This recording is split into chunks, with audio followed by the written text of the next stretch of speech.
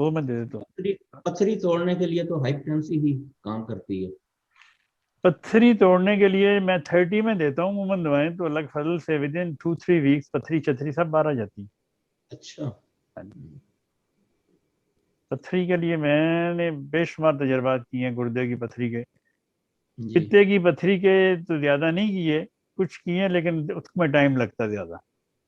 जी। लेकिन गुर्दे की पथरी, मसाने की पथरी, खुदा के फजल से विद इन 2-3 वीक्स, अच्छा। उसमें मैं देता तो ये हूँ, मैं बता देता हूँ आपको। जी उसमें देता हूँ मैं बैरब्रिज 30 में, जी हाइड्रेंजिया 30 में, किलकेरिया कार्ब 30 में, कैंथरिस 30 में, जी। और सरसपरीला 30 में। ठीक है।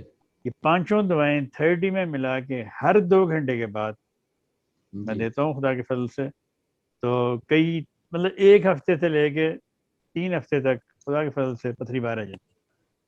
ये भी डिपेंड करता है ना कि कितनी पथरियां कितनी बड़ी हैं। जी जी जी।